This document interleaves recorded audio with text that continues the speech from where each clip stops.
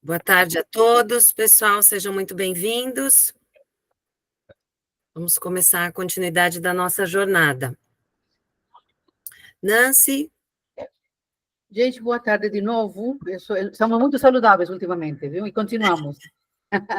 Mas é com esse intuito que a gente está recebendo esse grupo maravilhoso, para que fiquem tão familiares, que façam parte já da gente em todos os nossos eventos, até porque isto é uma jornada, como ela fala, um caminho, e uma jornada que está sendo trilhada já para 2024.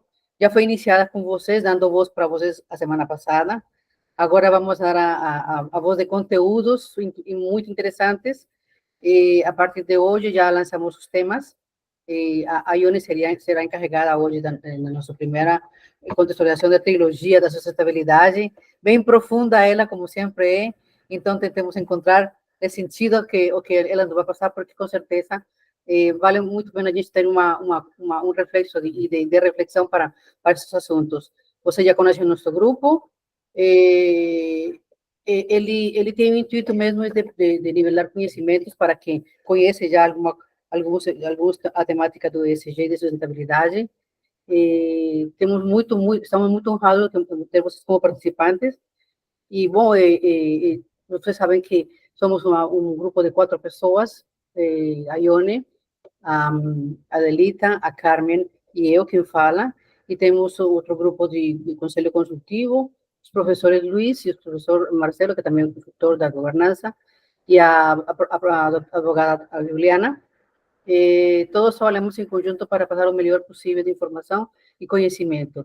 Então, por favor, se você tem alguma coisa mais para comentar, a Adelita, e depois deixamos com a Ione, porque ela vai ser a dona da palavra hoje. Isso mesmo, Nancy. Pessoal, a gente vai seguindo então com a Ione, né? Não queremos ocupar muito tempo dela, tem bastante troca aqui com vocês, vai ser muito rico, muito bom, com certeza. E, por favor, vão sinalizando no chat comentários, possíveis perguntas que ao decorrer do tempo vocês tenham, e a gente vai, claro, dentro do tempo, tentar responder ou trocar essas informações aí dos seus comentários, e o que ficar faltando a gente segue depois por e-mail, por outros formatos, tá? Então, Adelita, bom encontro a todos. Só para lembrar que no final a gente terá a lista de participantes para vocês que quiserem entrar nela. E, concomitantemente, tínhamos comentado na semana passada que estaríamos colocando um formulário com algumas pequenas perguntas relativas ao texto de hoje. Não acontecerá hoje, mas, por favor, fiquem atentos que a próxima se estará acontecendo, ou estaremos enviando após o evento de hoje, para não ficar tão preocupadas com responder, se a gente tem dúvidas ainda para esclarecer. Então, sejam todas bem-vindas, e é tudo a palavra toda, Ione. Obrigada, Nancy. Obrigada, Adelita. Boa tarde a todos e a todas, novamente. Que bom estarmos aqui todos e todas juntas. Antes de eu começar, eu só queria aqui dar uma oportunidade muito rápida para poder se apresentar. O nosso conselheiro, membro do Conselho Consultivo, professor Luiz Roberto, que, como eu disse para vocês no evento passado, ele não pôde estar conosco, porque tinha uma aula aberta na Universidade de Lisboa, e era justamente no mesmo horário do nosso encontro, então precisava estar presencialmente lá. Eu queria que ele pudesse se apresentar, porque, assim, quem não conhece o professor Luiz Roberto também já fica a conhecer e saber um pouquinho da atuação do professor Luiz. Por favor, professor.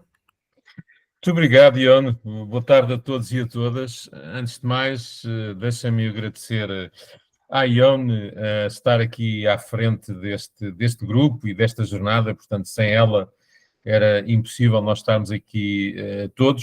De facto, na última sessão não foi possível eu estar, mas tive feedback de que foi uma sessão muito participativa, onde estiveram presentes não só pessoas do Brasil e de Portugal, mas também de outros países, o que quer dizer que o assunto que nos traz aqui hoje e que nos vai trazer nas próximas semanas é não só extremamente importante do ponto de vista das empresas, das organizações e da sociedade em geral, mas também demonstra a diversidade que este grupo tem, o que eu acho que é extraordinariamente importante e com certeza vai animar não só a conversa de hoje, mas também as conversas futuras. Passando, enfim, realmente aqui, quem é que eu sou? Bom, já sabem, o meu nome é Luís Roberto. Eu sou uma pessoa que vem das engenharias, portanto tenho uma licenciatura em Engenharia Informática e de Computadores, isto em 1984, portanto já lá vão há alguns anos. E depois disso, enfim, fiz várias pós-graduações, não só em Portugal, como também noutros países europeus. E a minha carreira profissional estendeu-se ao longo de mais de 20 anos numa organização que todos conhecem, até porque tem uma implementação ou implantação a nível mundial, que é a BP. Portanto, aqui eu estou a falar normalmente que caracterizo como sendo a indústria pesada, portanto, a indústria do oil and gas, mas foi de facto uma organização fantástica que também me proporcionou, enfim, desenvolver-me a nível internacional e, portanto, durante mais de 8 anos eu estive a trabalhar em diferentes países da Europa, eu diria quase todos. Isso, de facto, foi uma escola, não só do ponto de vista humano, enquanto cidadão, mas também em termos de intelecto e em termos daquilo que eu sou hoje. Enfim, nas últimas décadas, a sustentabilidade passou a ser, ou fazer parte da minha lista de interesses, e hoje é uma das minhas paixões. Isso levou-me a que, durante os últimos anos, eu tenha tido algumas funções em algumas organizações.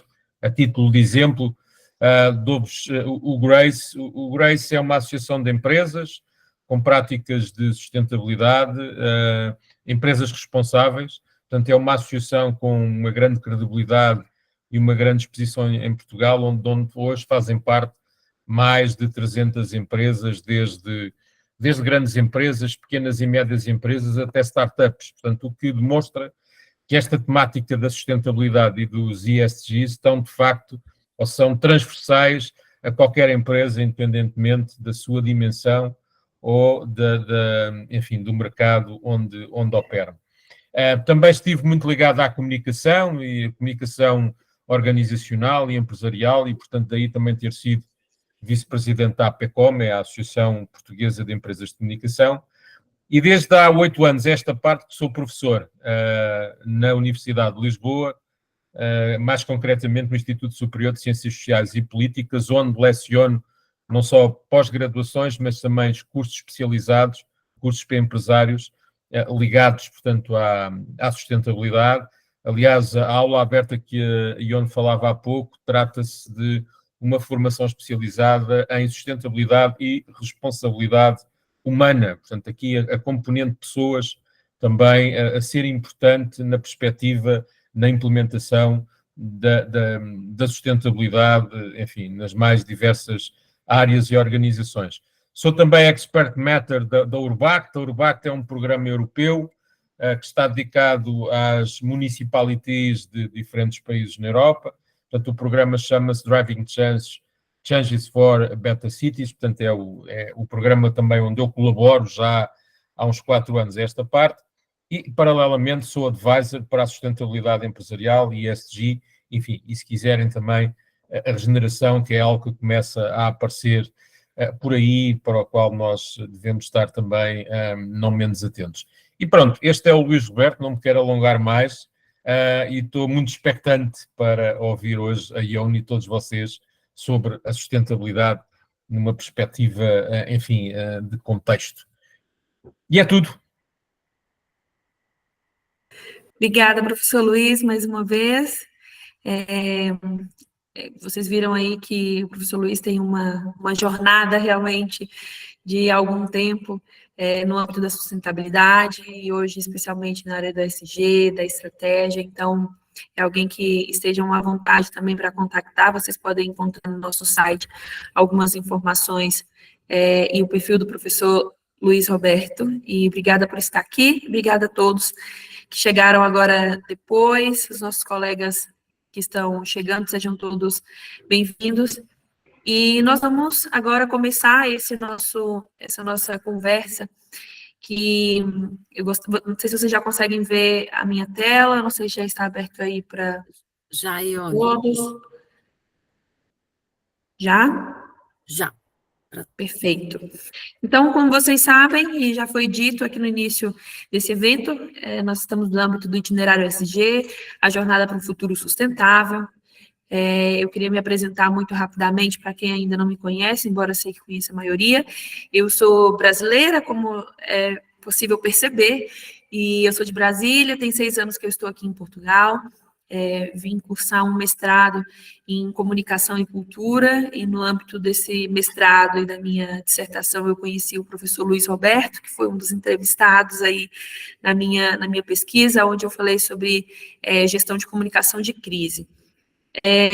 Depois desse mestrado eu fiz o MBA em ESG, com alguns colegas que aqui estão me dando a honra de ter a presença deles, e nós partilhamos essa jornada de 1 ano nesse MBA em ESG, no IBMEC. E atualmente eu sou aluna do programa de doutoramento em Ambiente e Sustentabilidade na Universidade Nova de Lisboa. Também atuo como pesquisadora no Centro de Investigação Ambiente, Sustentabilidade e Mudança, que é o instituto chamado SENSE, aqui em Portugal, e tenho desenvolvido algumas atividades de aprofundamento mais conceitual na pesquisa, e trabalho também como consultora com foco em sustentabilidade e comunicação de relato. Aqui, como já foi dito, são o rostinho aqui dos colegas que ajudam com que essa organização e essa temática funcione. A gente tem aqui o nosso conselho consultivo, temos aqui também as minhas colegas que programam esses eventos comigo e que fazem com toda a dedicação essa nossa casa funcionar. E temos aqui o Instituto Brasileiro de ESG, que é nosso apoiador, representado aqui pela professora Juliana Torres, do Conselho Consultivo, e também a empresa Sustânia, que é uma empresa de tecnologia de dados, que tem apoiado a nossa jornada desde o ano passado. Então, aqui são um pouquinho de vocês, né? Nós tivemos para esse evento pouco mais de 72 inscritos, muitos que estão aqui não puderam inscrever, porque já tinha encerrado as nossas inscrições, né? Mas depois enviaram o contato e nós colocamos aqui no espaço que temos disponível a possibilidade de participarem. Mas nós tivemos de inscrição 72 pessoas que partilharam um pouco aqui do que são e do que fazem, e eu achei importante aqui contextualizar que a maioria das pessoas que estão nesse evento, pelo menos com base nesse questionário, já conhece alguma coisa no âmbito da sustentabilidade e do ESG, que temos pessoas aqui de múltiplas áreas de trabalho, mas persistindo aqui os profissionais da área de finanças, economia, ciências ambientais, né, direito, comunicação. Então, apesar de muitos, tem aqui essa especificidade.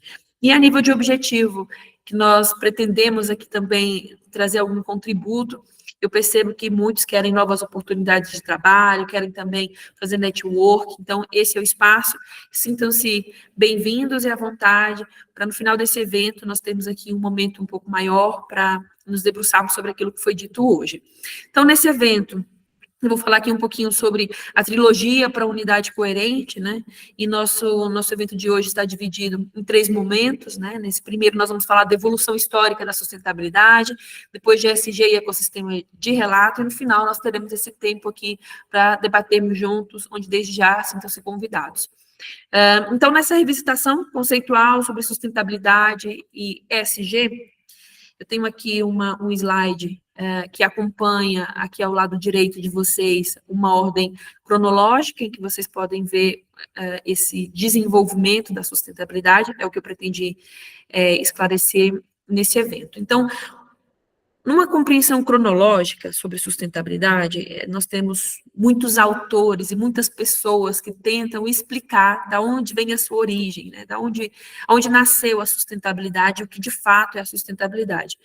E eu tenho certeza que muitos dos colegas já receberam uma pergunta ou já se questionaram, né? ESG e sustentabilidade é a mesma coisa? Mudou de nome? Então, não temos muitas respostas, tá, colegas? Eu acho que esse é o primeiro ponto de vista meu, né, com base nesses estudos mais aprofundados sobre a sustentabilidade, é que nós temos em todo o mundo pessoas, né, pesquisadores, instituições, se debruçando sobre o conceito de sustentabilidade. E hoje aqui nós vamos falar sobre um debate, né, onde que surgiu esse debate. Então, não estamos aqui para definir conceitos, mas entender tudo aquilo que está por trás dessa discussão. E o que eu queria trazer para vocês aqui é que esse tema sobre sustentabilidade, que muitas vezes é visto por algumas organizações e por muitos profissionais como que um sinônimo de meio ambiente, como que um sinônimo de ecologia, tem uma história, né? Tem um início. E esse debate começou aqui um pouco na década de 1950, nesse período pós-guerra, nesse período de mundo VUCA, onde toda a nossa sociedade passava por diversas transformações. As organizações passavam por transformações, né? E muitas delas a nível cultural também, onde as questões de cultura organizacional começaram, o conceito de cultura saiu ali da antropologia e começou a entrar nas organizações, questões de psicologia. Então, vivíamos um mundo realmente com muitos temas sendo tratados por diversos representantes das sociedades. E esse período de pós-guerra foi um período também que as ciências ambientais no campo científico começou a ser visualizada, né, e pensamentos começaram a ser desenvolvidos no âmbito da dimensão ecológica, né, ou seja, foi quando se despertou o pensamento, pelo menos a nível científico, de que nós temos que cuidar do nosso planeta. E daí, por que ainda perdura esse pensamento de que sustentabilidade é meio ambiente, né? Porque ele começa aí com esse pensamento de que nós temos que nos preocupar com a natureza, né? Com a nossa terra, com os nossos, que hoje chamamos de recursos naturais, né? E isso é tão verdade que no final da década de 40 e aqui no início da década de 50, em Portugal surgia a Liga para a Proteção da Natureza, que é a mais antiga organização ambiental aqui da Península Ibérica.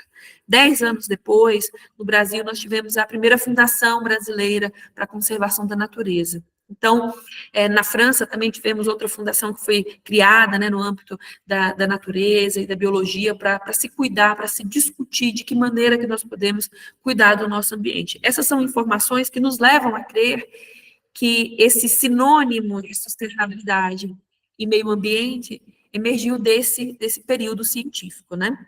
Então, também começou a existir aqui muitos estudos sobre responsabilidade social corporativa, então, aqueles que têm aqui o aprofundamento mais teórico também, estudantes do âmbito da sustentabilidade, vão encontrar muitos aspectos da responsabilidade social corporativa já na década de 1950.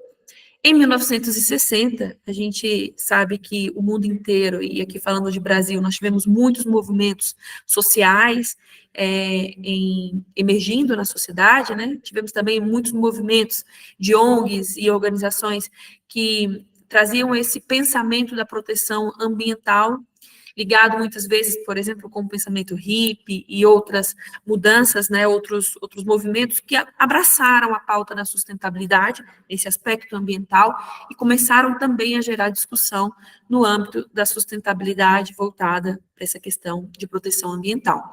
Esse período também, nós começamos a enxergar dois organismos aqui separados, né, o organismo natural e o organismo humano, né, o natural, muito das ciências naturais, e o organismo humano, as suas organizações humanas, né?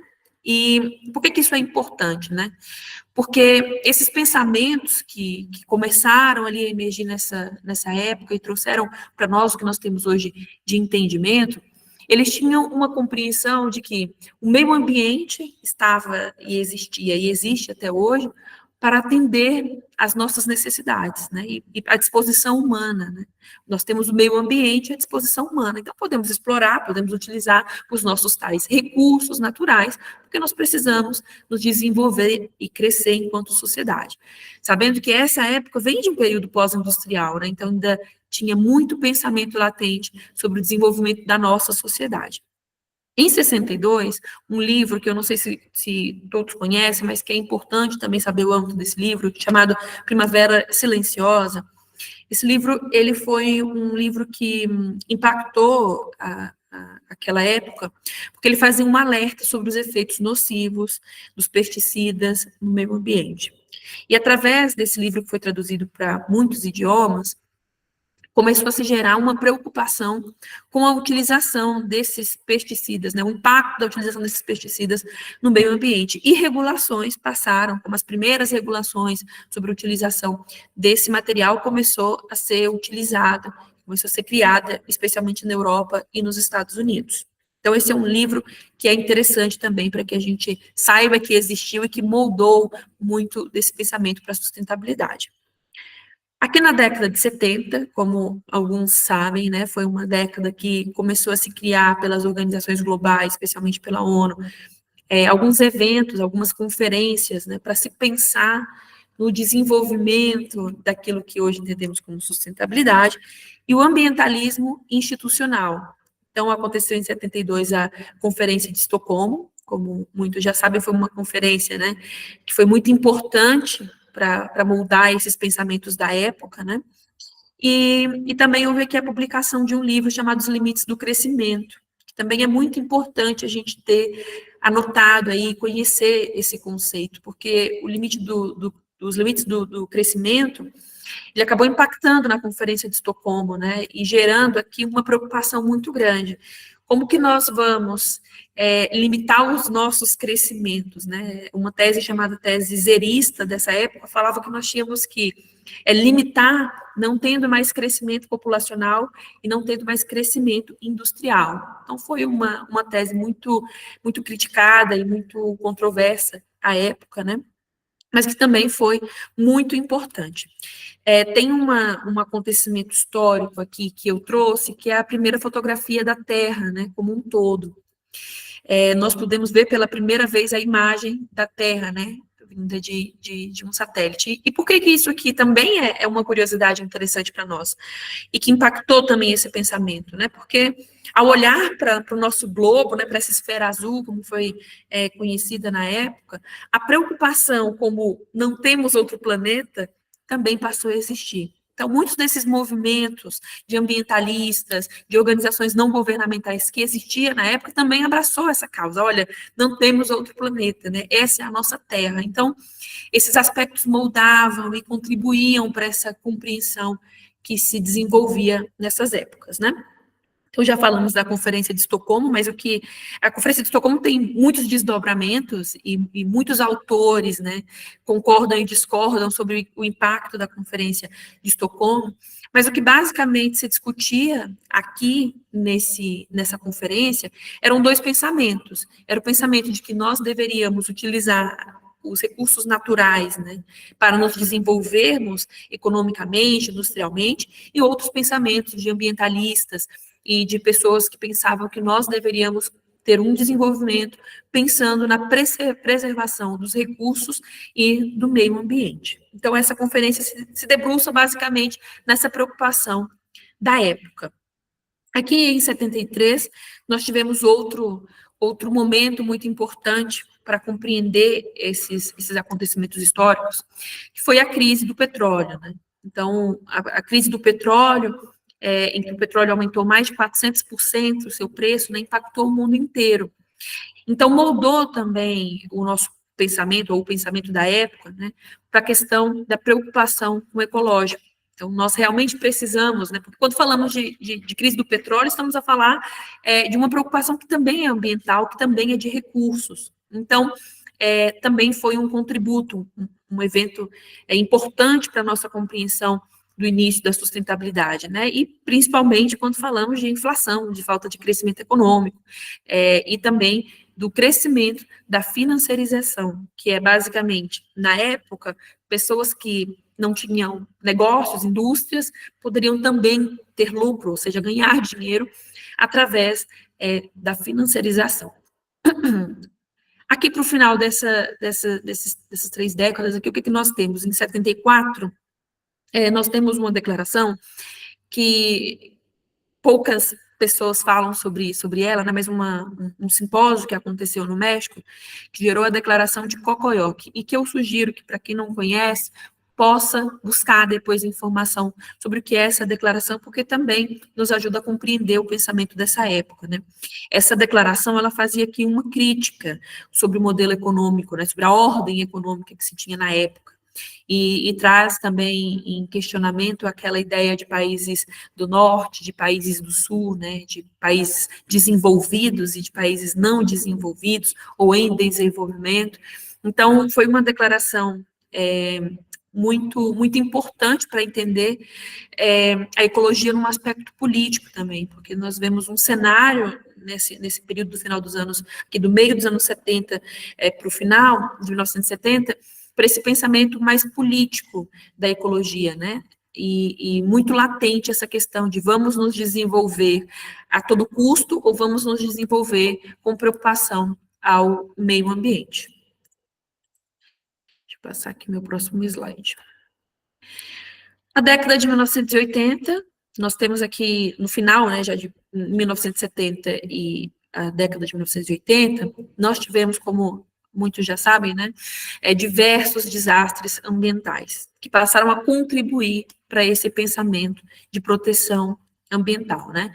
Nós tivemos aqui na Índia um acidente onde mais de 3.000 pessoas morreram, e a gente sabe que até hoje alguns estudos apontam que há consequências para as pessoas que foram expostas a essa contaminação. Nós tivemos aqui em 86 a explosão de Chernobyl, depois nós tivemos também a contaminação de petróleo lá do navio Exxon Valdez. Então, o que eu queria deixar aqui da década de 1980, né? Que ela resgata de forma muito mais latente essa preocupação com o meio ambiente.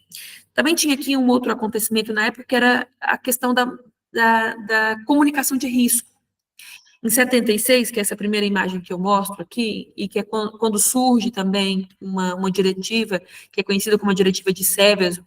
Seveso é uma cidade na Itália, onde um desastre, né, ambiental aconteceu e se alargou pela falta de comunicação desse risco. Ou seja, houve uma contaminação, houve um desastre, mas a empresa envolvida à época, ela não comunicou às autoridades em tempo necessário para que se pudesse tirar a população daquele lugar e fazer alguma coisa para proteger os animais. Então, muitos animais morreram nessa época e ficou um debate, né, dentro da Europa muito intenso sobre a necessidade de se comunicar os riscos, né, com antecedência. Então, temas sobre a sociedade de risco, né, conceitos sobre sociedade de risco passaram a existir e serem muito fortes também nessa década de 1980. Então, o que eu queria deixar para vocês dessas 3 décadas de 60, de 50, 60 e 70, e agora essa quarta da década de 1980, é que esse pensamento de sustentabilidade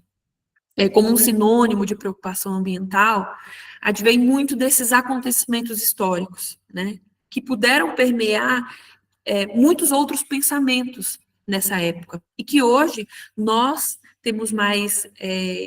temos a possibilidade de nos debruçar com mais clareza, né, ao longo desses desenvolvimentos históricos. E aqui no final da década de 80, aqui no ano de 1987, e a maioria aqui já conhece, um relatório chamado Nosso Futuro Comum. A gente vê que o Programa das Nações Unidas para o Meio Ambiente solicita a criação de uma comissão que pudesse ser uma comissão direcionadora para todos os projetos da ONU sobre desenvolvimento sustentável. Esse termo e esse conceito de desenvolvimento sustentável, ele vem muito forte, não dizendo que ele não existia antes, mas ele passa a ser, de fato, fincado na pesquisa, na história, a partir da publicação do relatório Nosso Futuro Comum. Esse relatório, ele serviu, de fato, para esse direcionamento das próximas ações da ONU, e ele conceituava o desenvolvimento sustentável como aquele que atende às necessidades do presente, sem comprometer a possibilidade de as gerações futuras atenderem às suas próprias necessidades. Então, é muito importante esse relatório, Nosso Futuro Comum, e esse conceito de desenvolvimento, porque ele basicamente une aqui, segundo alguns autores, esses pensamentos conflitantes da época, né, de desenvolver a qualquer custo, ou desenvolver com base no pensamento ecológico. Por quê? Porque ele traz essa ideia de que todos nós somos o presente e de que o futuro depende de nós.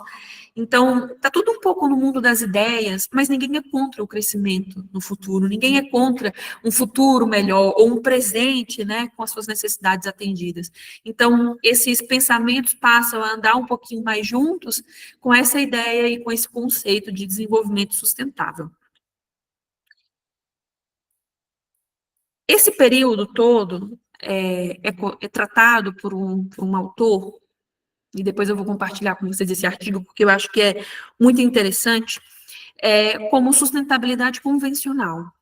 Ele defende a sustentabilidade como a sustentabilidade convencional, aquele período de 1950 a 1980, em que nós damos os primeiros passos para o desenvolvimento sustentável na nossa sociedade.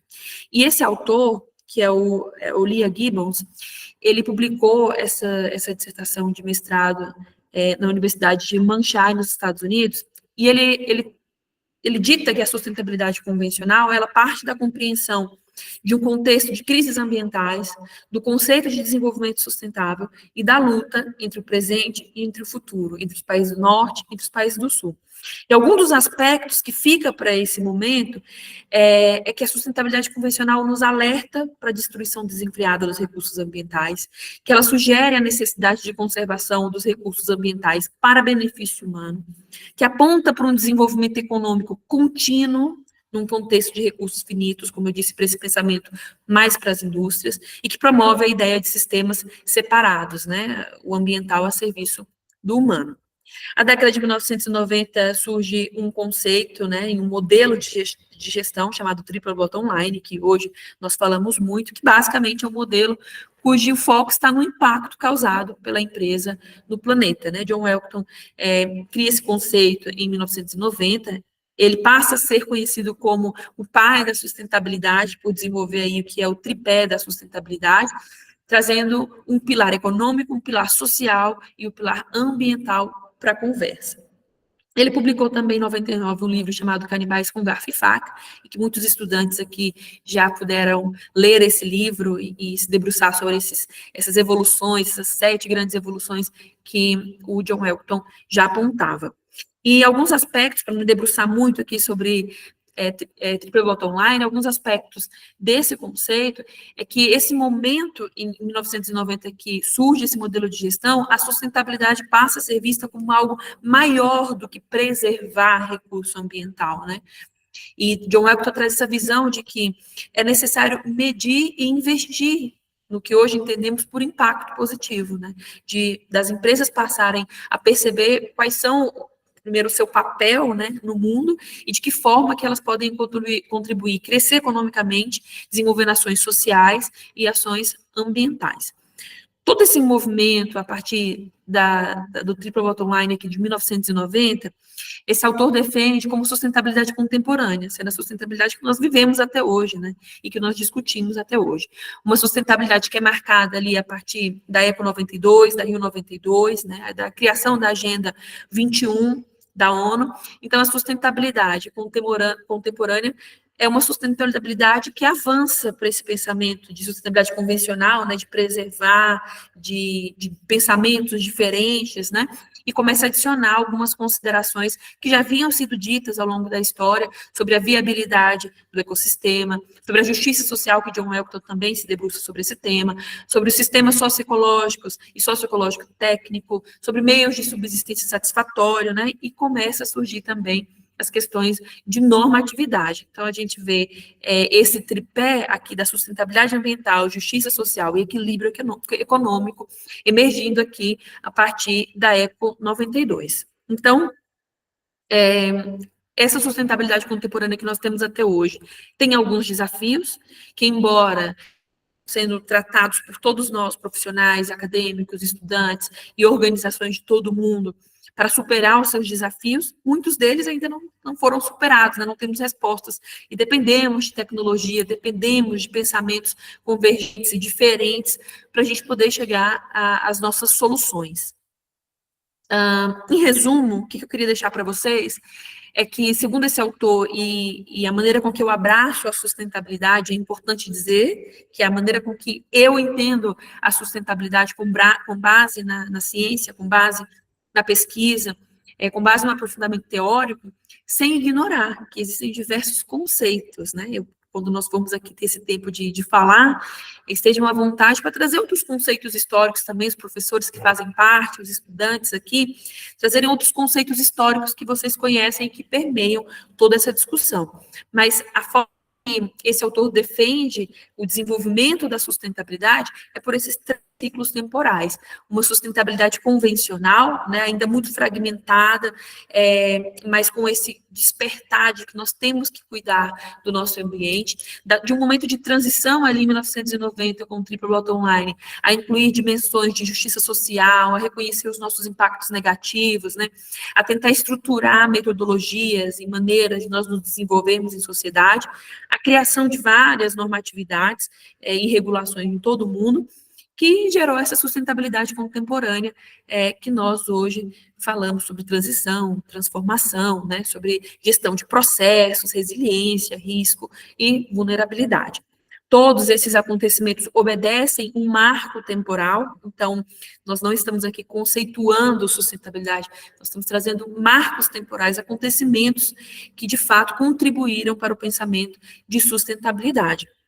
E também outro marco interessante é a compreensão da evolução dos reportes corporativos, né, que passaram lá de 1960 até 2020 por um processo, por uma jornada também de transformação, desde que se começa o relato financeiro até hoje, né, que nós falamos sobre relato financeiro e relato de sustentabilidade. Então, também há essa evolução que é muito importante para aqueles que gostam desse tema de reporting. Então, essa jornada de acontecimentos nos levou, em 2004, para a criação do termo de ESG. E, para quem não sabe, ESG nasce desse guarda-chuva todo de acontecimentos, né? Não é um tema que surgiu do nada, é um tema que vem de uma jornada de acontecimentos e que foi apresentado por Kofi Annan, que era o secretário-geral da ONU, né? Numa provocação às instituições financeiras. Então, o Kofi Annan, ele começa a pedir aqui para essas instituições que eles possam apoiar e integrar fatores sociais, ambientais e de governança nos processos de alocação de capital. Esse documento, que o relatório final foi conhecido, né, como quem ganha quem se importa, né, who cares wins. Esse documento é muito importante para os pensamentos hoje que nós temos sobre o que é ESG. Aconteceram 5 publicações importantes ao longo até a publicação final desse relatório, e essa publicação final chama-se A Prova, uma pergunta, né, a prova de futuro, incorporando questões ESG em mercados de investimento. Mas aqui, pelo título que nós temos nos outros relatórios desde 2004, vocês também podem ver uma certa jornada até a gente falar realmente de implementação a partir do mercado financeiro. Tem uma frase que eu coloquei aqui, da Margarida Couto, que o professor Luiz Alberto já falou, do Grace, que é essa entidade, essa associação aqui em Portugal, e ela fala, nas suas palestras, essa frase de que sabemos para onde o mundo vai quando olhamos para onde vai o dinheiro. Eu gosto muito dessa frase, porque eu acho que traduz um pouco do que aconteceu para aquilo que hoje nós vemos o tempo todo ser dito sobre ESG, ou seja, essa provocação da ONU para a implementação de fatores sociais, ambientais de governança nas instituições financeiras, também mostra que nós podemos entender essas transformações globais a partir de onde o dinheiro está indo. É como se nós quiséssemos, a partir do ESG, dizer, olha, precisamos investir em iniciativas que sejam responsáveis ambientalmente, socialmente, que tenham um processo de boa gestão e de boa governança. Esse relatório, ele tem aqui uma frase muito rápida que eu particularmente gosto e que vale a pena vocês lerem, né? Esse relatório final, A Prova de Futuro, ele fala que a natureza dinâmica da indústria financeira, ele está falando aqui do setor financeiro, significa que cada interveniente é altamente dependente de outros intervenientes. E no outro trecho, ele faz um alerta, né, que se a indústria não aproveitar essa oportunidade, né, de implementar critérios ESG, basicamente, corre o risco de não ter em conta desenvolvimentos importantes que estão a mudar o futuro das nossas economias. Então, ao mesmo tempo que ele diz todo interveniente é importante para essa jornada, ele também diz que se a indústria não aproveitar essa oportunidade, corremos o risco, né, de termos uma economia de crise e de risco sistêmico no futuro. Para concluir essa parte de conceito aqui, de toda a jornada, que é apresentado muito rápido, e para quem não conhece, eu sei que é muita informação, e para quem já conhece, talvez esteja aqui trazendo suas dúvidas, né, e vai anotando isso aí para a gente falar no final, Basicamente, a ideia que se quer passar aqui com esse evento de hoje, gente, é a importância de se caminhar junto na mesma jornada. E um conceito que eu acho que traduz bem essa importância é o de ecossistema, que diz que ecossistema é um conjunto de organismos vivos que vivem juntos e se relacionam entre si e se interagem com o ambiente em que os habitam. Esse conceito, né, de ecossistema traduz-se no que nós falamos e chamamos de ecossistema de relato, a tal sopa de letrinhas, né? Onde a gente vê aqui várias letrinhas representando várias entidades e organizações no mundo inteiro, né? Nos ditando regras e novos modelos para gerir os nossos negócios, a pensar na sustentabilidade. Então, esse ecossistema e a compreensão desse ecossistema, ela é muito relevante para o ESG. E vem de um fator histórico, vem aqui de acontecimentos e de marcos que moldam pensamentos, né? Tanto que essa sopa de letrinhas, né, ela tem uma linha do tempo, e uma linha do tempo que vem muito aqui a partir da década de 1990, especificamente do ano de 97, né, quando a GRI foi fundada, e depois o CDP, e depois, enfim, toda essa gama de entidades que hoje nos trazem padrões, nos trazem indicadores, né, nos trazem algumas regras para criar relatórios de sustentabilidade, os tais relatórios não financeiros. Nós chegamos a esse ponto de entender o que é ESG, nós vamos debater isso no final, o que pode ser ESG para alguns de vocês, mas eu resumiria ESG como um conjunto de práticas que visa adequar as questões ambientais, sociais e de governança afetas a determinada organização. Então, falamos de ESG, né, sobre ESG em pequenas empresas, em pequenas organizações, em ONGs, ou em grandes empresas, como Coca-Cola, e empresas como Nike, mas estamos falando de organizações quando falamos sobre ESG. E o ESG, essas práticas de ESG, né, elas precisam ser avaliadas com métricas, não é só eu implementar, ou seja, ainda falávamos com o professor Luiz quando ele dizia, quer dizer que uma empresa que já tem uma prática de sustentabilidade, ela, por não ter isso num relatório, por não ter isso mensurado, ela não é sustentável? O que o ESG propõe é que essas empresas que já fazem essas atividades, elas possam pegar essas atividades e trazer para métricas, para indicadores, correlacionar a sua atuação, né? E nós vemos isso traduzido quando você vê a União Europeia obrigando a criação de reportes, né, colocando essa responsabilidade sobre as organizações já a partir desse ano de 2024 para uma categoria de empresas, e no Brasil, que passa a ser obrigatório, né, as empresas cotadas em bolsa a partir de 2026.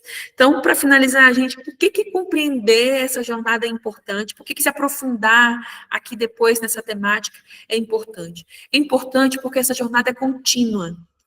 É um desenvolvimento do passado, como esse autor definiu como sustentabilidade convencional, que vem para a sustentabilidade contemporânea, e que nós aqui, profissionais, estamos hoje nos debruçando para aprender, solucionar problemas e contribuir para esse futuro que nós chamamos sustentável, né? A discussão sobre sustentabilidade, ela não para hoje nos nossos dilemas, nos nossos problemas. Ela se desenvolve conforme a nossa sociedade se desenvolve. Então, ela é contínua, ela é ecossistêmica, como nós falamos aqui, envolve vários intervenientes, é uma jornada de recomposição.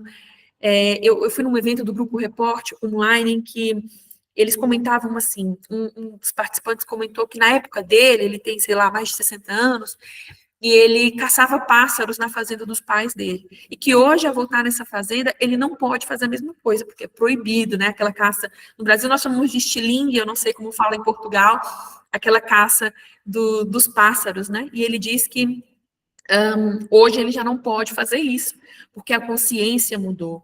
Né? Então, essa recomposição, essa jornada de recomposição é inerente à nossa existência em sociedade. Então, compreender essa jornada é importante por isso.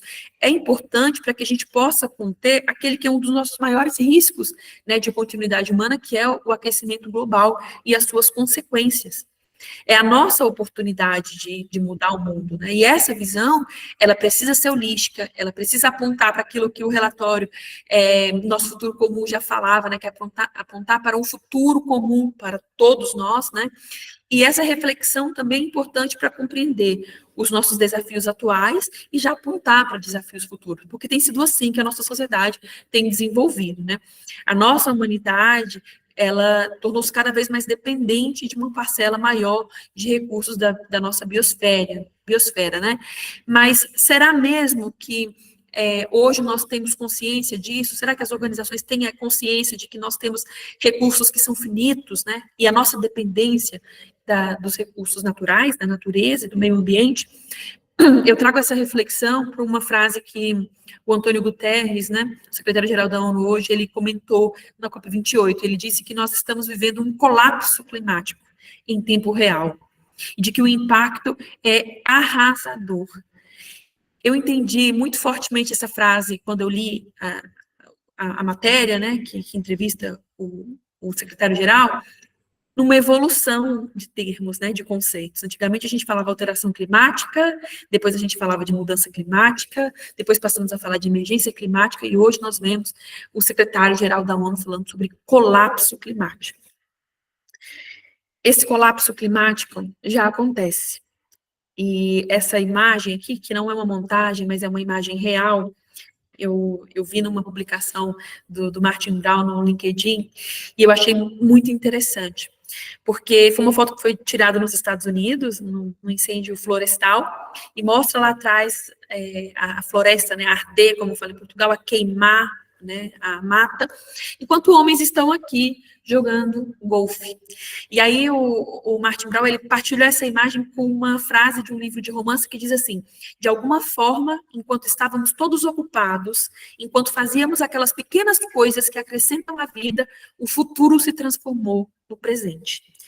Eu considero essa reflexão muito importante, individual e grupal, porque, de fato, aquilo que o secretário-geral da ONU nos alerta é para um colapso. E o que nós estamos fazendo, né, para essa jornada de contenção?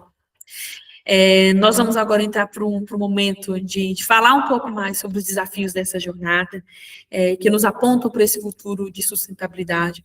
Como eu disse, lembrando que sustentabilidade, eu poderia, talvez como Ione aqui, dizer que ela é um sinônimo de evolução, e até coloquei aqui como evolução de agenda, né? Uma evolução não só de mentalidade, porque será que nós mudamos, né, na nossa mentalidade? Nós podemos não ter mudado, mas a natureza mudou, né? A terra mudou, as organizações mudaram. Então, eu entendo como sustentabilidade como uma evolução de agenda. E uma evolução que alguns autores, nós não vamos nos aprofundar nesse tema, mas alguns autores até apontam para uma sustentabilidade regenerativa, como também o professor Luiz Roberto comentou no início, né? E os autores defendem como a sustentabilidade do futuro. Como que nós podemos acompanhar essa agenda? Eu finalizo aqui a minha intervenção trazendo algumas provocações, como a questão do alinhamento estratégico, né, que, na minha opinião, e que também defende o grupo de trabalho e pesquisa ESG, como uma necessidade fundamental para todos nós profissionais estarmos atentos, né? O alinhamento estratégico, a estratégia corporativa, os temas materiais, né? A matriz de materialidade, a criação de toda essa jornada, a devida diligência, a integração de processos e o olhar ao propósito. No nosso próximo evento, o Conselho Consultivo vai tratar justamente sobre essa temática, né? De matriz de materialidade, sobre temas materiais, como as organizações podem, de fato, pôr em prática esses aspectos. Não perca o nosso próximo evento, que o Conselho Consultivo vai abordar essa temática conosco. E também sobre a questão da gestão de dados mensuráveis, que nós teremos 3 eventos para falar sobre isso, através da experiência e da jornada de trabalho da Carmen, de mais de 15 anos, no âmbito dos indicadores, dos padrões e das normativas. Nós apontamos como aspectos fundamentais para os profissionais hoje da sustentabilidade e da ESG, saberem trabalhar com gestão de dados mensuráveis e correlacionar esses dados mensuráveis, né, com toda a jornada de sustentabilidade, através de normativas, indicadores e padrões. Também apontamos aqui como aspecto fundamental a questão da transparência nos processos, né, implementando metodologias que sejam mensuráveis, como falamos, e também a rastreabilidade, que é um termo que vem muito forte hoje no âmbito acadêmico e que certamente já impacta as nossas organizações. Tudo está acontecendo tão rápido, a gente vê que teve a regulação antidesmatamento publicada na Europa, né, uma regulação que diz que você não pode trazer para a Europa mais, exportar para a Europa produtos que não tenham aqui uma transparência de processos, né, ou seja, que não tenha vínculo com o desmatamento. Então, essa é uma outra regulação que é muito importante para que todos vocês possam se aprofundar, né, os seus conhecimentos, e também aqui, por fim, a comunicação eficiente, com relatórios mais orientados, mais direcionados para stakeholders. Eu vou parar daqui a pouquinho a minha apresentação, mas deixo aqui para vocês esse momento agora para nós nos provocarmos positivamente, né? Para aqueles que queiram trazer alguns comentários, fazerem suas perguntas, seus contributos. Está muito longa para se falar em uma hora e alguma coisa, em alguns minutos, mas é uma jornada que é muito importante que todos nós entendamos e nos aprofundamos, para que a gente tenha mais segurança na nossa fala, mas que a gente também tenha conhecimento daquilo que é a história do desenvolvimento, da sustentabilidade. Como que nós podemos amadurecer as organizações hoje em relação à sustentabilidade? Como que a gente pode implementar a estratégia que sejam alinhadas aos desafios atuais, né, e aos riscos futuros? Como que nós podemos repensar os nossos papéis e funções e responsabilidades, né, nas estruturas em que nós estamos? Porque a sustentabilidade, ela é a gente cuidar do mundo, né? Vamos colocar o termo etimológico, é cuidar, é proteger, né, aquilo que nós temos. O nosso primeiro mundo somos nós mesmos, né? Aqui, falando um aspecto mais humanista, né? Nós somos o nosso corpo, né, o nosso cuidado com o corpo, basicamente se resume nesse termo também da sustentabilidade.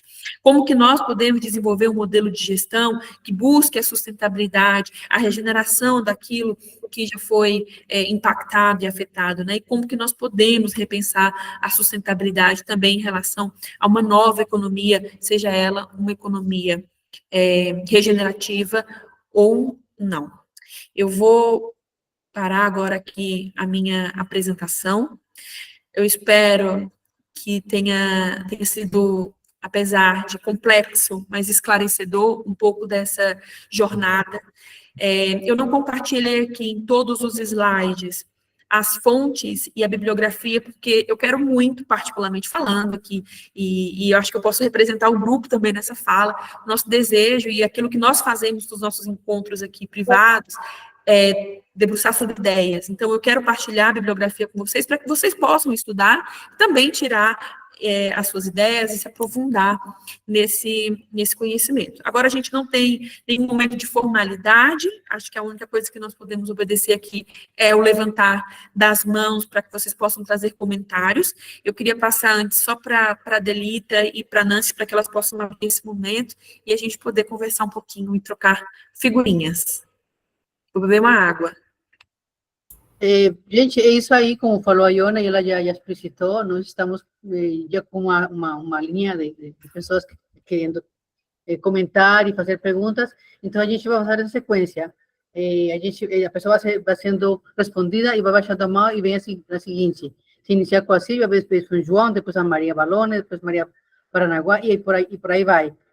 Tentamos fazer, como tem tantas, eu acredito que tem muitas perguntas, tentamos fazer o menos extensivo possível para que tenhamos oportunidade todos de fazer questionamentos, porque o que tem são questões para levantar.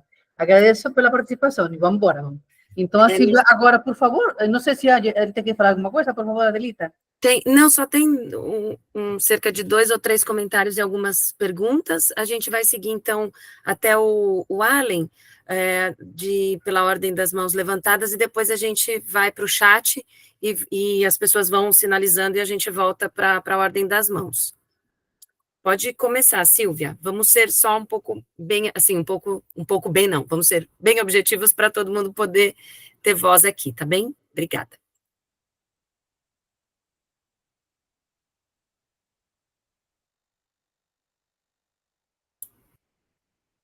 Silvia?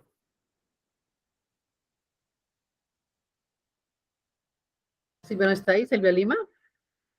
Caso contrário, a gente poderia falar com o João, então. Vamos para o João e em seguida voltamos na Silvia. João, por favor. A Silvia está aí, Silvia está aí. Silvia, você escuta? Ela nos chamou. Ela nos escuta. O microfone dela está desativado. Por algum motivo, o microfone dela está desativado. Então, acho que é melhor passar e ela tenta resolver, depois entra na fila, né? Isso. João Paulo, fica à vontade. Todos me ouvem? Sim. Ok. Primeiro, boa tarde. Ione, obrigado pela apresentação. Através de você, eu até parabenizo o grupo de estudos. É o primeiro contato que eu tenho aqui com vocês. Gostei bastante, tem um viés bem de estudo acadêmico mesmo. Por sinal, fico até constrangido de falar aqui com pessoas de cabedal acadêmico tão avançado. Então, vou tentar não cometer nenhuma gafe aqui. Esteja à vontade, João Paulo. Nós temos só Imagina, acadêmicos longe aqui, disso. não. Primeiro, eu acho interessante, né, só um comentário antes de fazer uma pergunta para o grupo em si, não só para a Ione, né? Mas é que é interessante que o Paulo Bonavinsky, ele fala que no decorrer das dimensões do direito, na terceira dimensão, que são os direitos difusos, né, os direitos humanos, entra o meio ambiente nesses direitos universais, vamos dizer assim, né, na terceira dimensão. E é bem no final do século XX que esse movimento acontece. Então, a gente vê realmente uma virada de chave internacional nesse quesito de sustentabilidade, nesse quesito de ecologia e de responsabilidade social, até mesmo no desenrolar dos direitos humanos, nos direitos fundamentais que o pessoal coloca no direito, né? Mas a pergunta que eu queria deixar aqui é que eu participei profissionalmente, mais de 12 anos, e trabalhei no setor educacional, no setor básico, tá? E hoje, o nosso setor básico, ele ainda é um pouco retrógrado em questão de grade curricular. Então, você vê, dentro da escola, a gente só fala ainda sobre ecologia, e quando a gente fala sobre ecologia, a gente fala assim, canteiro de horta dentro de casa, a gente fala sobre compostagem, não tirando isso da pauta, porque isso é importante, só que o que me preocupa é que a gente está num desenrolar do ESG, pelo menos ainda sou neófito nos estudos, mas a gente está num desenrolar do ESG que a gente está incorporando isso dentro das empresas, a gente está incorporando isso num nível acadêmico avançado, só que a gente não está trabalhando isso num nível de educação fundamental. E se a gente quer fazer um projeto a longo prazo, a gente precisa começar a plantar essa semente de ESG na educação básica, né? E é essa ideia que eu venho trazer, qual que é a visão de vocês sobre isso, mas que a gente consiga, nesses jovens, começar a implantar essa ideia de o que é ESG, sustentabilidade, não se refere só ao meio ambiente, se refere à responsabilidade social, igualdade de gêneros, às vezes até falar sobre ODS dentro da matriz curricular, mas eu queria saber, principalmente da Ione, mas da visão de todos aqui, o que vocês acham sobre esse tipo de ação, se isso cabe hoje em dia, se a gente já está numa maturidade acadêmica o suficiente para implementar isso. Obrigada, João Paulo. Eu acho que você deixa aqui uma provocação interessante, né, que fica para todos nós, especialmente para aqueles que estão trabalhando com a vertente do ensino básico. Mas a minha opinião, João Paulo, é que para que a gente tenha essa educação nas escolas, é necessário que antes essa educação esteja nos professores, né? Ou seja, a gente precisa aqui de uma atenção realmente para os professores, para que eles estejam preparados para abordarem esse tema. E já se fala há muitos anos sobre a mudança de olhar, da maneira com que se faz a educação, da maneira com que é implementada a educação, né, nas escolas.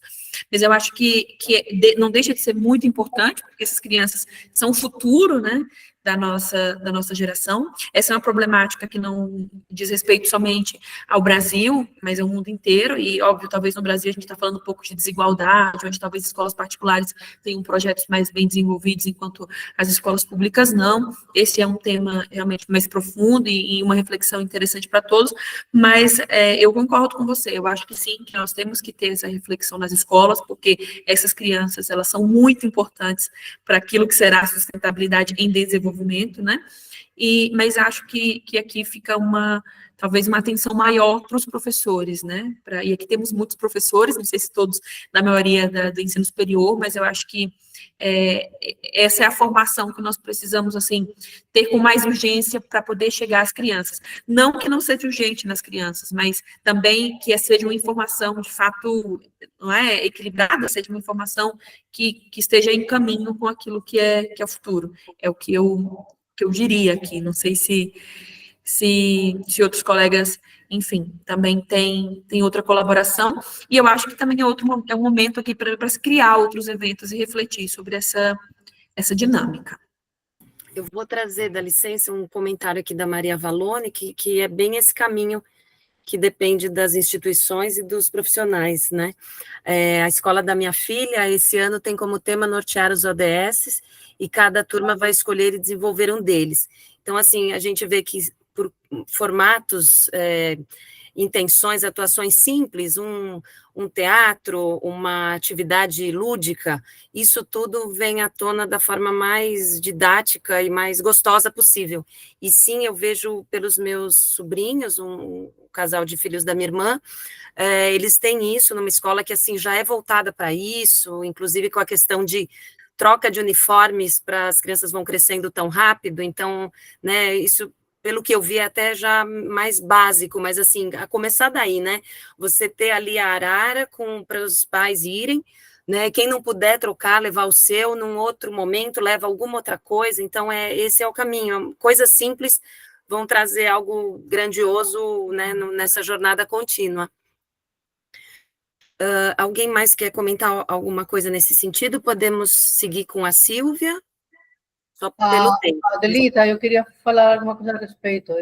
Eu acho que se a gente fala de educação das crianças, como foi a colocação do João Paulo, que foi, depois a Ione confirmou que sim, que deveria ser a educação mais direcionada para os professores.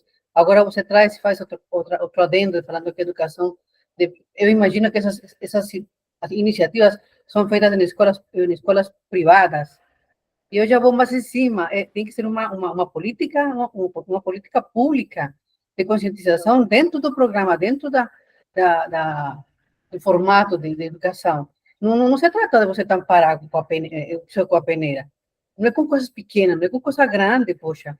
O país tem muito mais crianças indo para a escola pública que para a escola privada. Então, se você falar assim, dessa forma que meus filhos, que meus sobrinhos, então a gente está elitizando a informação de sustentabilidade, de educação sustentável. Não. São essas crianças que mais sofrem por isso, por não ter informação direito. Então, sim, o negócio vai mais de cima, um pouquinho mais embaixo. A dor é muito mais embaixo, muito mais profunda. Sim, com certeza. E as escolas públicas têm os professores, né, de vários... que atuam em várias frentes, e cabe a cada um, né? Sabe aquela história do professor que incentiva a gente a ler, né? Quem teve aqui esse professor, quem não teve, né? Então, assim, eu vejo, assim, aqui em casa com meu marido, assim, um professor fez toda a diferença. Hoje meu marido é escritor, entre outras atividades, e ele fala, graças àquele professor que falava, se você não leu tudo, não tem problema, faz um trabalho, lê, depois do tempo regulamentar ali que a gente combinou para o trabalho, para a atividade, e traz para a gente ver o que faz. E isso incentivou a leitura das crianças, né? E numa escola pública, né? Na ocasião era um professor da escola pública, que eram outros momentos também naquela ocasião, mas enfim, ensino público. Eu gostaria de, desculpe me atravessar aí na fila, mas como estamos falando da educação, e isso vem bem dentro da minha área, né, conforme já me apresentei na reunião passada, eu acho que tem alguns elementos que são muito importantes a gente considerar. Por que nós não temos essa questão? Eu acho que o João Paulo trouxe uma preocupação que é bastante pertinente, né, com relação à formação das pessoas para desenvolvimento das questões ambientais, e partindo, então, para a questão da sustentabilidade e a compreensão do que isso traz para a vida das pessoas, para a continuidade do planeta.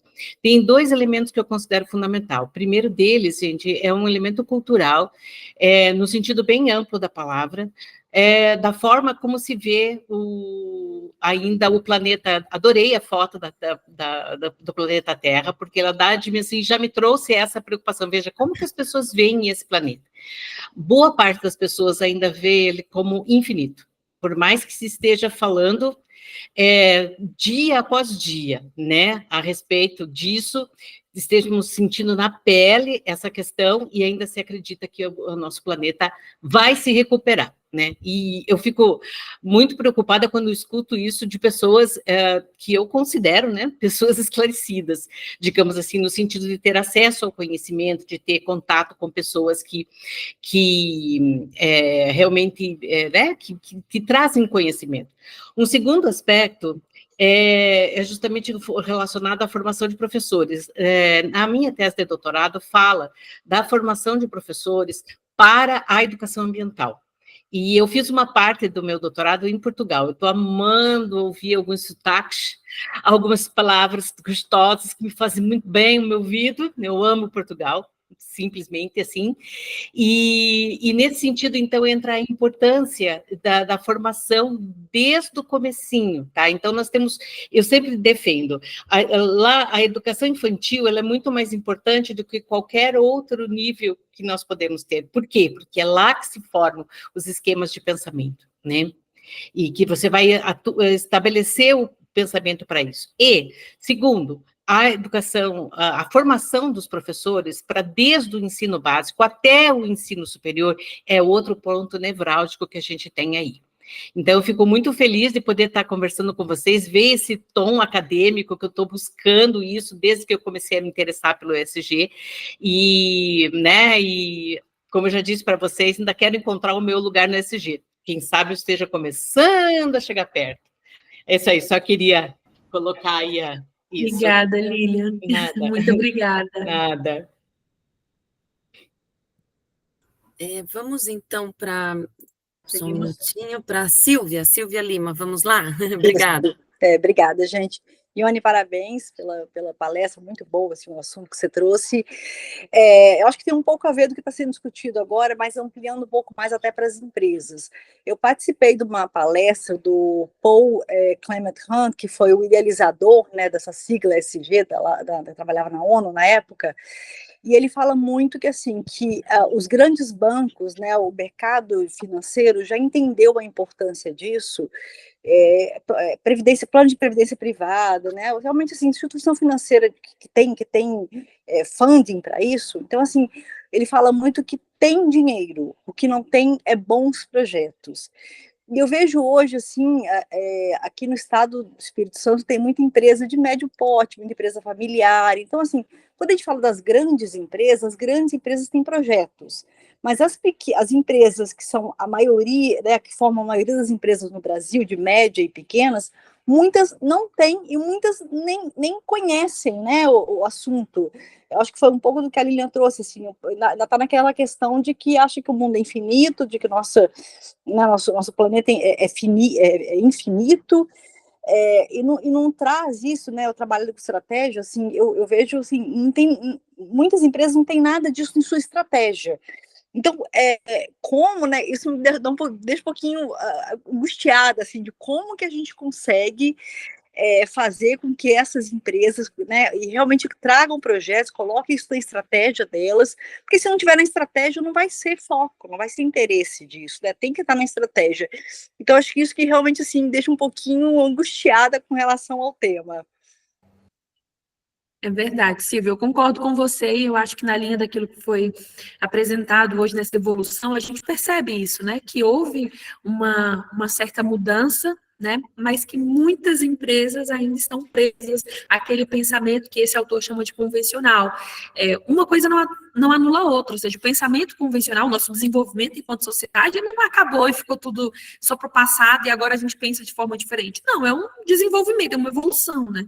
E, de fato, algumas empresas, e a gente vê que ao redor do mundo estão, não vou dizer que voluntariamente implementando estratégias de sustentabilidade nas suas organizações, até porque a regulação acompanha esse desenvolvimento, né? A gente já vê diretivas, regulações, leis sendo implementadas. Então, claro que a evolução mostra que isso tem sido implementado, mas ainda há muito trabalho a ser feito. E eu acho que estarmos aqui hoje refletindo sobre esse trabalho já é um grande contributo, né, para essa mudança de paradigma, para essa mudança de pensamento. Porque se cada um aqui que trabalha numa organização se aprofunda, né, cada vez mais e compartilha, e cria projetos, e cria grupos, e se envolve em outros grupos, eu acho que essa é a maneira de fazer a sustentabilidade acontecer, né. John Elkton, ele tem uma frase que nós temos lá no nosso site, do GTP, e que a gente acaba abraçando para tudo, né? Em que ele diz que é através dessas interações inesperadas que a verdadeira inovação evolui. Eu adoro essa frase do John Elkton, eu acho que resume muito isso que a Silvia comentou. Verdade. Vamos para... Fechou o Eu seu só queria que a gente microfone. passasse para os nossos próximos, porque, Isso. né, a gente vai ouvindo Falta- todos, e depois, quando todos falarem, a gente tem esse tempo de trazer contributos em conjunto. Vamos lá, pessoal, faltam 16 minutinhos, vamos aqui com a Maria Valone, fica à vontade, Maria, por favor. Olá, boa tarde a todos. Primeiro, eu gostaria de agradecer a minha recepção no grupo. Eu fiquei muito feliz de ser aceita, de poder participar desses eventos que eu já assisti pelo site de vocês, os do ano anterior, e só vejo que só contribui mesmo para o nosso crescimento, para o nosso conhecimento. Então, muito obrigada. Parabenizo a Ione pela palestra. Eu já assisti várias evoluções históricas do SG, mas nunca tinha tido uma com tanta sensibilidade de colocar a questão da foto, assuntos tão relevantes e que fazem parte desse contexto. E no mesmo sentido da colega, essa é a minha percepção. Eu também vejo que empresas pequenas têm muita dificuldade de desenvolver o ESG, porque, às vezes, como você bem disse, cuidar da gente, cuidar do nosso corpo, cuidar da nossa casa, e a nossa casa, eu acho que começa mesmo pela nossa casa, então a sustentabilidade começa em casa. Se você recicla o lixo, são nas pequenas atitudes, né? Se você utiliza roupas e livros de anos anteriores da escola, então, assim, aqui em casa faz parte da nossa dinâmica, do nosso dia a dia. E as empresas pequenas, por não ter uma visão assim mais, para mim, como eu sou pequeno, eu posso começar pequeno, não precisa começar no mesmo patamar de uma empresa grande. Eu acho que mais importante do que o destino é o caminho. Então, ela precisa começar a ter atitudes ESG, atitudes sustentáveis, e a empresa pequena também, e ela não se coloca nesse lugar, porque como não existe, né, uma discriminação, então para o pequeno eu posso ter pequenas atitudes, então uma empresa pequena não vai fazer um relatório de sustentabilidade, não consegue, né, mas ela pode ter atitudes sustentáveis, arrumar a casa dela, verificar a luz, verificar lixo, então pequenas atitudes, né, eu acho que poderia haver uma distinção nas normas que se relacionasse com empresas pequenas. Eu acho que aí elas também começariam antes o caminho, o trilhar a jornada ESG. Sim. É mais ou menos isso. Obrigada, Maria Valone. Isso que você está falando é muito interessante, e para quem é de Portugal, e também vocês que acompanharam no ano passado, Portugal lançou uma estratégia de Estado, tá? Uma estratégia para a implementação da ESG em PMEs exportadoras, pequenas e médias empresas exportadoras. Então, o que eu acredito é que essa atenção que a Maria Valone, né, traz para a gente, ou seja, vocês precisam se mover, pequenas e médias empresas e iniciativas, para uma mudança, já está acontecendo no mundo, né? E na Europa a gente vê isso acontecer. Inclusive, a própria normativa da sustentabilidade, né, para o relato de sustentabilidade, passa a ser obrigatório para as PMEs a partir de 2026. E por isso, o lançamento desse plano de Estado aqui para o desenvolvimento, que eu acredito que vai ser dito também no nosso próximo encontro, falando mais de estratégia, né, nos aprofundar mais nessas estratégias para organizações, porque elas são extremamente relevantes para a evolução da agenda. É só assim que nós vamos de fato evoluir na sociedade, né, sabendo para onde vai o dinheiro, para onde vai as organizações, para onde vão as organizações, para onde vão os estados. Então, eu concordo com você dessa importância e acho que, de fato, já está acontecendo pequenas mudanças. Claro que no Brasil a gente sabe que existe um pouco mais de dificuldade, né, um país muito grande e enfim, muito diverso, e leva um pouquinho mais de tempo, mas, de fato, quando nós implementamos, como foi o caso do crédito de carbono, você vê que é uma discussão antiga, mas que, quando vira a chave, a gente caminha junto. Então, espero que seja essa evolução que a gente tenha no futuro. Não estou vendo aqui a lista, Adelita. Agora é a Mary. É. Mary? Não, isso. Maria Luísa, mas é um pouco isso, né, com o que você falou nessa exposição maravilhosa, Ione, o que a Silvia comentou e o que a Maria também, e que eu tenho assim muito um pensamento sobre o ESG, né, sobre tantas metodologias, sobre tantas formas de relatos, sobre tantas sopas de letrinhas. Isso me deixa um pouco aflita no sentido de que parece que a gente ainda está criando um vocabulário, né, diante de tantos desafios tão emergentes, né? Esse assim, é o maior, quer dizer, durante o MBA, né, que eu completei em 2023, no IBMEC, e durante esse tempo todo, durante o ano, né, isso me afligia um pouco. A minha formação é de comunicação, e às vezes eu tinha a sensação de que o como era mais importante do que o fazer, né? Isso me deixa um pouco aflita hoje, não só por isso, porque eu acho que a gente está um pouco atrasado, especialmente no Brasil, acho que as empresas estão muito atrasadas e elas estão hoje se preocupando em montar seus departamentos de ESG, contratar as pessoas que falem essa língua, que entendam de GRI, que entendam de todas as metodologias, e não estão preocupadas ou pelo menos algumas que eu vejo, né, não estão preocupadas em realmente, né, focar nos projetos que tragam um impacto mais positivo do que o negativo dentro das empresas. Então, essa é uma preocupação que eu tenho, e eu acho que está todo mundo um pouco falando sobre isso, né? Enfim, não sei se Exatamente, é isso. exatamente, Mari, obrigada. Eu concordo, assim, eu acho que é o que você disse agora, e as colegas também já apontaram, uma evolução de agenda necessária, uma mudança necessária para o hoje, né? Eu também concordo. Vamos ver quem está aqui mais para contribuir? Além agora, tudo bem, pessoal? Eu acho que eu vou construir em cima do que as colegas trouxeram também, porque o meu ponto também é sobre o ESG relacionado ao tamanho das empresas. Que a gente falou aqui, né, sobre o ESG, né, é para adequar questões sociais e ambientais para determinada empresa. Naquele mesmo slide, onde você traz essa informação, você coloca lá assim, ó, empresas de capital aberto, por exemplo, no Brasil até 2026. Então, a gente ainda está tratando com um tamanho muito grande de empresas, né? E os pequenos, né, no meu entendimento, eu tenho tentado escrever um pouco e ler um pouco sobre o assunto, eu acho que tem um tripé aí que a gente precisaria perseguir, que é o quê? É o setor público, né, que acho que ele é importante para isso, né, os governos, né, propiciando formas da gente desenvolver o ESG dentro dos nossos países, das nossas cidades, enfim. O setor privado, que aí eu acho que o que a Mary trouxe aqui é importante, ou seja, tem muita gente se estruturando dentro das empresas, mas para fazer ESG para ela mesmo, né? A empresa fazendo ESG para ela. Quando, na verdade, ela deveria estar desenvolvendo uma estratégia de ESG para fora. Né? O ESG é para fora da empresa. Tudo bem que ela tem comportamento, né?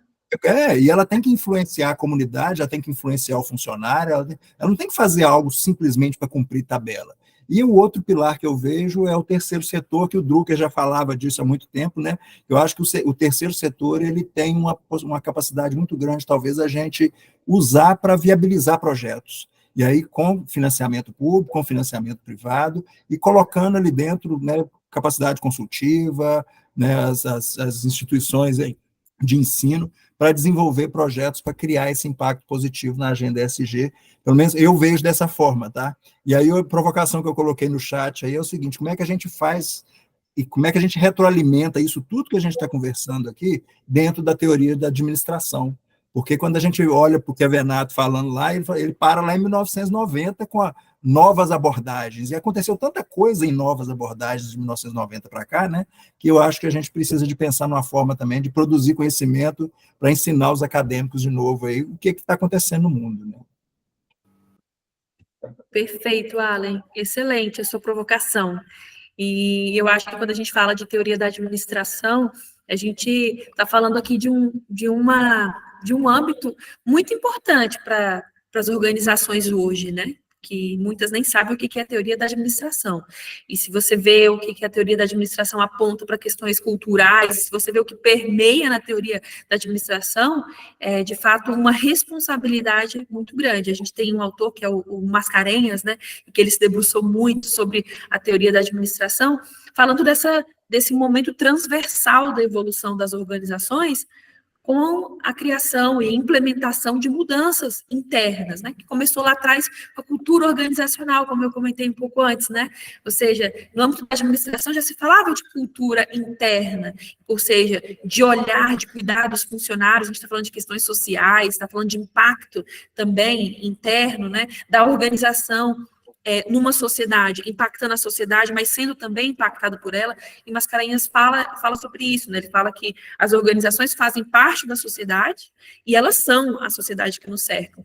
Então, eu acho que é uma provocação interessante, sim, não só para a academia, entendo isso como evolução de agenda, mas para todas as organizações. E o nosso interesse e nosso objetivo, né? O grupo de trabalho e pesquisa, ele está nesse inteirinho aqui, entre a academia, né, a pesquisa e o trabalho nas organizações, né, e capacitar o profissional para que ele possa argumentar nas estruturas em que ele faz parte. Então, essa nossa reunião, esse nosso momento aqui de reflexão, eu acredito que vai gerar também em vocês essa reflexão nas estruturas que vocês compõem e que também se engajam, né, são envolvidos.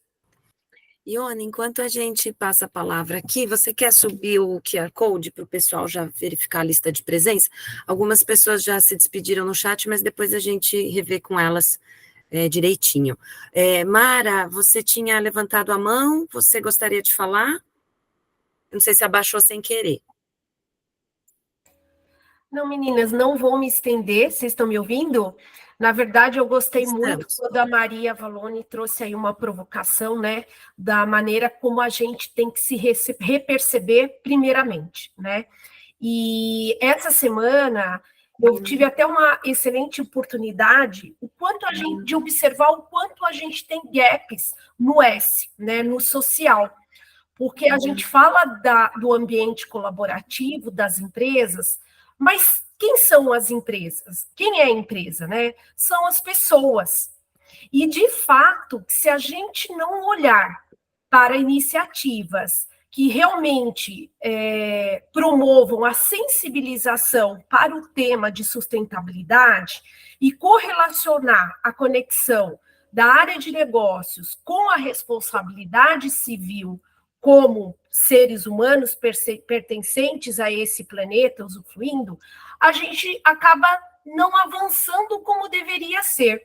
Porque, afinal de contas, eu vejo que a gente tem consciência, né, sobre as nossas atitudes, o que é certo, o que é errado, como devemos proceder.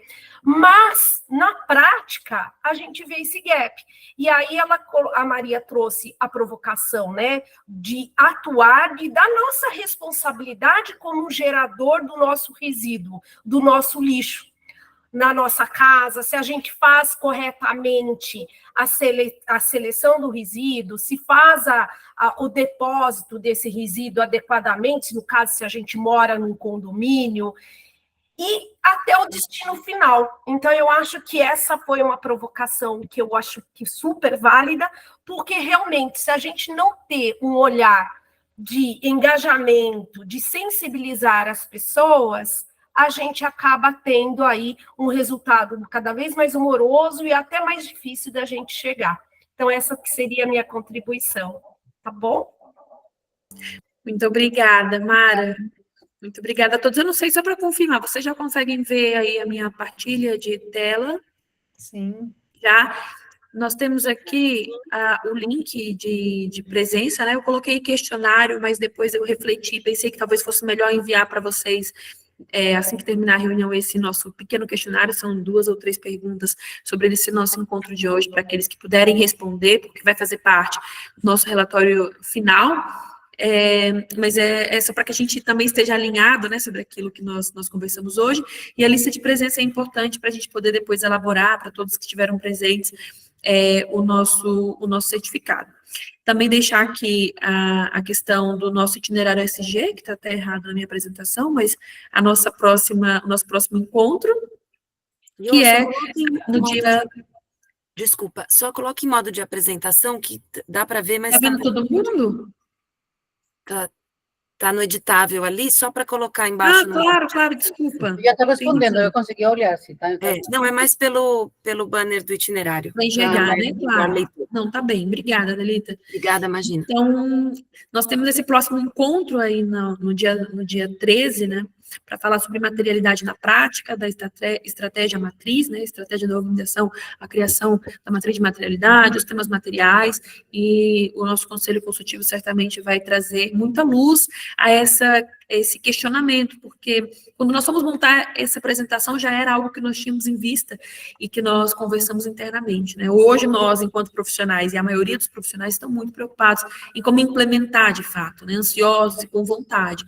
Então, vocês poderão conferir nesse próximo evento e também sobre aquilo que a Mary falou, que a Silvia falou, né? Aquilo que foi dito sobre o avanço, né, nas pequenas empresas. Então, isso vai poder ser abordado nesse encontro, e depois um encontro mais específico, para compreender, como eu vi aqui no chat, que tinha alguém comentando sobre isso, né, a gente aprender mais sobre GRI, sobre os impactos, né, com base nos padrões. Então, a gente vai ter esse momento também depois com a Carmen. Eu vou parar aqui a nossa apresentação, porque nós já estamos mesmo muito em cima da hora. Tem algumas perguntas no chat que as meninas já mandaram aqui. Oi, Ione. Desculpa, pode falar. Só colocando um paralelo, que a dor que a gente tem sobre as pequenas empresas não é só nossa, tá? Ontem eu estava numa reunião de uma comissão de estudos especiais da BNT, a 109, que a gente está fazendo parte do Comitê Nacional da 45001, da ISO, tá? Tanto que na ISO 45001, eles já criaram um plano específico para pequenas empresas, que é em cima de segurança do trabalho, que eu creio que entre aqui com a gente no G, na governança, né? Mas eu vou até arriscar aqui de falar que também é uma falha nossa de ficar muito no acadêmico, e eu coloco culpa nossa nisso, e não fazer a devida propaganda sobre ESG para as empresas. Às vezes até de dar um cunho capitalista para isso, de entender que as empresas têm que entender que isso pode gerar lucro, e que não necessariamente seja um gasto de dinheiro, porque o que eu ouço das empresas que eu já passei, que a gente fala sobre ESG, a primeira coisa que se vem à cabeça é, eu vou ter, às vezes, mais gasto.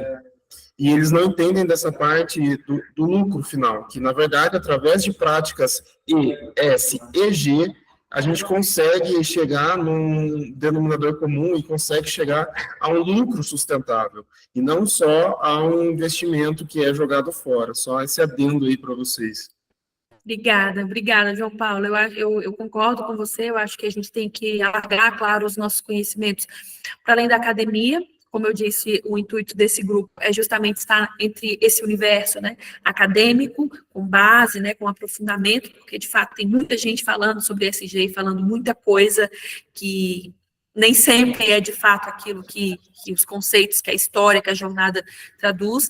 Mas o que eu acho é que o alinhamento que se propôs hoje entre organização, entre o acadêmico, entre os professores, entre os profissionais, é de fato até chegar a essa reflexão nas organizações. Porque foi assim que as organizações mudaram ao longo da história e que eu particularmente acredito que vão mudar, né, através dessas transformações estruturais.